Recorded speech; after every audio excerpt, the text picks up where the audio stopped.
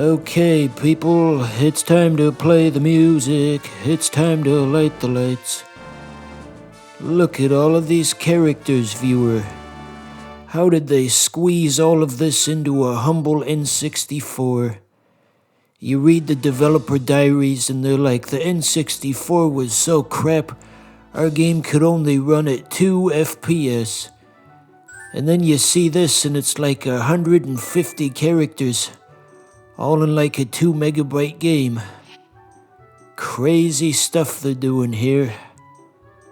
Most of the stuff is paywalled behind the connecting thing where you plug in your Game Boy, and I never had one of those, so we can't even play half the game, but we got at least a free battle mode. In the second Stadium game, they let you pick out the backgrounds, but this one, they just got the one background. To make this more challenging for myself, I've assembled the most crap-ass team I could come up with. That will definitely add to things. So like I said, look at all this. They just squeezed so much out of the N64. I think they actually had a partnership with Factor 5 to make this all fit under one cartridge. They just had to squeeze and squeeze and squeeze. Treating the N64 like it's your pregnant wife's lovely bosoms, just So I'm trying to get like a good type variety for the other guy, as that'll make this more interesting, obviously. So yeah, I had this game as a kid. Emphasis on had, because somebody borrowed it back in 2004, and I never, ever got it back. So here's where we pick the order. Only the first one matters, and you can just change it up after that. It don't matter. None of this matters. The champions of tomorrow have begun their super hot battle. There's Cloyster again. I am just endlessly amused by this character on a conceptual level. A bunch of Japanese businessmen had an idea to make a Pokemon that's based off of Sarah Silverman's big fat pussy. And you may be thinking, I understand the imagery, but why Sarah Silverman specifically? Where did this idea come from? And to that I say, you don't know. You weren't on the development staff when they made the game. Maybe Sarah Silverman came to visit their offices in Japan and there was like a little face and like inside Anyway, you know, famous gaming channels, when they get big enough, there'll be like fan compilations that they'll look for specific running gags and put them into compilations. You'll have like best of George Lucas, best of the Nostalgia Critic. Maybe someday when I get famous enough, we'll have best of Sarah Silverman's big fat pussy. Oh my god. Okay, who do we got next? Okay, this could be something, maybe. Not Wigglytuff necessarily, but I had like a Jigglypuff, like not an eraser, but just a plastic toy, and there was like a hole where like you could stick your pencil like it was an eraser, but it didn't actually erase. I guess they just wanted you to stick your pencil up Jigglypuff's hoo-ha for no reason. Never did quite understand what they were going for with that. Which Pokemon is coming out? Oh yeah, I had a toy of that guy as well. I was just the perfect age for Pokemon stuff during Pokemania in like 2000. I had like a rubber Tentacruel that could like squirt water and such. It was like a bath toy of sorts. Yeah. Rubber bath toys! It's singing. Everyone listen! The talking Wigglytuff at the Shell Shack, it's singing! Come on! It's fast asleep. So, combining the sleep with the Thunderbolt should get us through to the end and kinda... Ah, fuck. You call that a super effective move? Well, that is a load of crap. Anyway, I was just gonna say it's impressive that the developers of this one, they made a unique sleeping facial animation for all 150 characters. That is not something you often saw. Just a level of effort you don't see. You just look at the new games and they'll just like stand there with their unblinking eyes and their unemoting faces, and then they do a move and they'll just kind of like hop up into the air twice. They'll just take the model and lift it slightly. It's like taking the Gmod fizz gun and just going vroom, vroom. That's all it does. It's like, come on, Game Freak.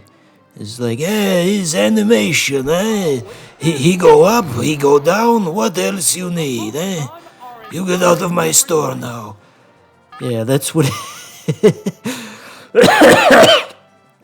Yeah, that's a bit hard on the vocal cords. Well, there goes Wigglytuff. Oh yeah, and they have unique fainting animations as well. They just did it all back in Pokemon Stadium. We are doing really badly at this, I must say. I guess that was kind of the point, like I said. We're trying to assemble the most crap-ass team imaginable. It's like, what do you expect? What do you expect? The AI does have a tendency to cheat in this game anyway, though. So there's that. What'll it do? Special stat is down. Oh yeah, and this game was made before the infamous special split that changed the meta forever in Gen 2. So the calculations about what kind of damage you can do are totally different. See if I can buy myself some time. How's that? No, sir. That's the weak spot. Anything that's like statistics and luck-based in this is usually gonna screw you. Will the next Pokemon Like I said, just to make it more engaging for the player, they usually kinda screw with the RNG to give the AI an advantage. You know, Satoru Iwata actually coded a lot of this stuff directly. Because 2015, they were going over his whole life story, and they were saying like, wow, he transferred Pokemon's complicated battle logic to the N64 with such ease. He's amazing. You read about this legendary talent that went into this game, and then you look at the reviews and you just get really disappointed because some no-talent hack gave it a 5 out of 10 after probably playing it for like 30 minutes. Pokemon is coming out. It's like, ugh, being a game developer must be so sucky. Oh, it's Raticate. How will the type difference affect that? Pokemon. So when does Team Rocket show up? When's that a thing? Where's Jesse and James and all the others? You know that Jesus Christ one-shotted. You know there's like one of the Team Rocket characters had like a secret subliminal message in one of the episodes. He was getting swallowed by a victory bell, and he said some nonsensical message, but if you play it backwards, it's like a dig at one of the executives of 4Kids Entertainment. It says like, Lyle something something is a slave driver. It's like, ooh, controversial. Controversial. It can't make a move. Anyway, a new character has explosion as one of his moves. Slowly dead. Because eggs can explode if you put them in the microwave. Lying in this heated match. Ever see that funny video where it was Alvin and the Chipmunks getting microwaved alive ASMR? What the fuck did he just say? I don't know, I just say stuff. Leaf Seed. Yeah. So, in the original game there was like a really good combo you could get by combining Toxic and Leech Seed, but of course that was in Red and Blue, and I don't know how much of the battle logic carried over. Can't make a move. So I don't know if that will be as effective. There are lots of weird quirks with Gen 1, and I don't know if any of them are actually here. There's also the thing with Focus Energy, where in Red and Blue the programmer actually made a mistake. They typed a division symbol instead of a multiplication symbol when they coded that move, so it actually reduces your critical hit ratio rather than raising it. And then there was also the thing with freeze, where it can't be undone Remaining Pokemon. unless you use a fire type move. Oh, it's pitching. Red and blue were really just held together with duct tape and prayers, honestly. There's only one Pokemon against three. Well, he's only got 2 guys left. If I do enough double teams, I can get like a thing going and he won't be able to hit me. Oh, is it down and out? Okay, we're back down to 1-1. I'm pulling it back, viewer. See, here's my plan. Oh. Oh yeah, that's right. One Pokemon against 2 now. The combatants are making. Well, Wow! just to really drive the point home about how incredibly pathetic this is, I just want to remind you that the AI is set to normal. Evasive. It's like, good God, man. So I guess to answer the question, can you win with the most crap-ass team imaginable?